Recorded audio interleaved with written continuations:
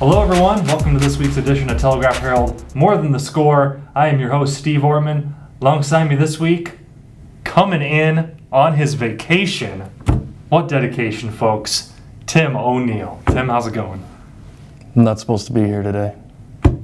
You're right, you're not supposed to be here today, but you, sir, are just too dedicated. You couldn't contain yourself. You wanted to come in here and talk about the big project you had going on this past week. The all-area softball team. Anytime we take on a task like this, all-area teams, takes up a little bit of time, but it's certainly one of our favorite additions to put out, favorite sections to put out. Lots of eyes get on this thing, and we had some great players in the area. But tell us about our players of the year. Well, we had co-players of the year. A couple of girls from Dyersville Beckman, teammates. Third baseman Amber Bockenstedt, a senior, and pitcher Sydney Steffens, a sophomore. Both just great, outstanding offensive players. They both hit over 450 for the season, drove in more than 50 runs, and were just solid contributors right there in the early part of the Blazers lineup. Bockenstedt hit 8 home runs. Steffen hit 7 home runs this year, so they both had some power, double digits in the double category. Scored a bunch of runs as Beckman won 30 games and got within a single win of its first ever state tournament berth. Caught up with both those players last week, and here's what they had to say. Sydney, we'll start with you. Just tell me a little bit about the season. What made this season so special for you, considering the numbers you put up and the success that the team had? Last season we all played together, so only losing one senior, we came back knowing what each other could do. So that helped a lot, and we also had a lot of team chemistry because we've played together before Beckman. So. Amber, tell me a little bit about that. You're one of the seniors here, so what kind of leadership role did you take on this year? Maybe you had it last year as one of the upperclassmen. Just what kind of leadership role did you take on this team as you guys plotted to try and get to state? Yeah, I definitely feel like I started stepping into it last season with only one senior, and then this season having 2. I think we definitely both stepped up a lot. We, did our best to help guide the team and use our experience to just try to keep the team together and play well. So. All right. At what point did you guys know that this was going to be a successful season? I think even starting last year, we knew we did so well last year, and then only losing one senior. We knew we were going to be good this year, and we definitely competed well. But then we also put in hard work over the winter, just not to trust our skills, but to improve them and make ourselves better as a team and better for the team. All right, Amber, it seemed like your numbers spiked a little bit this year. Yeah. So what went into that? What went into you putting together the individual season that you had to contribute to that team success? Definitely, even there were a lot of times I couldn't make team hitting, but just taking a tee and doing my own work. I did a lot of tee work this season. Or this off season, I think that really helped me. And Sydney, you were the definition of a workhorse in the pitching circle this year. Just what was it like going out there every inning, pretty much, for this team and giving it your all in the circle? Ever since 8th grade, I've always been put in the circle a lot of innings.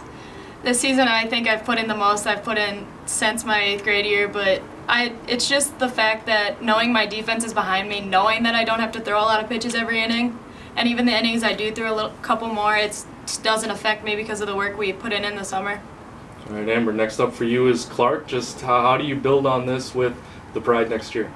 Yeah, I'm so excited, and even using this as fuel, we fell just short, and even Clark's team fell just short of going to nationals this year. So I'm definitely excited to put in the work with my new team and hopefully do some great things there. Second consecutive player of the year to go to Clark, I will add. Oh, really? Sydney Tigas, yep. Yep. Sydney, obviously you've got a couple more years left. Just how do you build on this coming back next year for the Blazers? I'm going to put a couple more hours in this winter to get better at my pitching, and senior year I'll have my little sister, so hopefully I'll get to play somewhere else on the field other than the mound. Where would you like to play? I'd rather play somewhere in the infield, just not on the mound. Shortstop or second base would be okay with me. Somewhere other than the pitcher's mound where I don't get lasers hit at me would be just fine with me. It's fun. Well, obviously a great year for the Trailblazers, and Bockenstedt is off to Clark, hoping to make an impact with that program, and Steffen's got a couple years to go yet. Yep, 2 more seasons with the Blazers, so who knows? A lot of players come back for them, so we'll see what they can do next year. Well, those 2 girls obviously not the only players to make an impact on the softball field this season. Tell us a little bit about some of the other standout players on the all-area team. Well, if we just start in the city and move our way out, starting at Dubuque Hempstead, they had a couple of girls on the first team, Alana Cooksley and Morgan Krug, and Cooksley hit 10 home runs for the Mustangs this year. They also made the sub-state final in Class 5A, the regional final, excuse me. So they were right there with just on the cusp of almost making their first state tournament berth. You also have Western Dubuque, an outstanding freshman in Ella Link who set a new program record with 11 home runs this year. Outstanding output for a freshman. Down in Bellevue, you got McKenna Mickles from Bellevue Marquette. She's a junior coming back. You also got East Dubuque, Abigail Huseman, solid pitcher coming back next year. Looking Wisconsin, Southwestern, Allison Cruiser is back there this year. And Iowa Grant had a couple of girls in Miranda McCarthy and Emma Litticoat. So a lot of talent, a lot of girls coming back. I think there's a big majority of the first team players coming back next year. So it should be an exciting year next year as well. Now, to wrap up the all-area team, we always pick out a coach of the year, and it was definitely a memorable season in Belmont.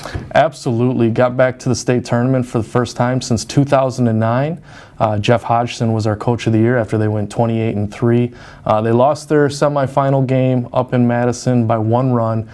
All 3 of their losses were by just a single run, so they were so close to having a perfect season, getting to the state championship game, and Coach Hodgson said, you know, if they had gotten past their semifinal, he thinks they would have had a really good chance to win the state championship. So they got some players coming back next year. They did lose some really good players, though. They had first teamers in pitcher Sadie Wilborn, who's a sophomore, and then also infielder Maddie Rand and outfielder Paige Nolan, but they are both seniors, so they'll be gone next year. All right, well, that should put a pretty little bow on the all-area softball team.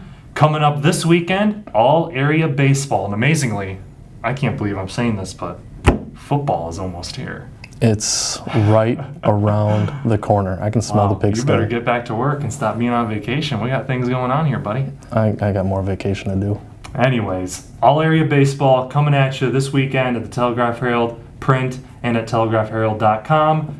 Player of the Year Saturday. The whole team will be running Sunday, and the Coach of the Year will be coming up on Monday.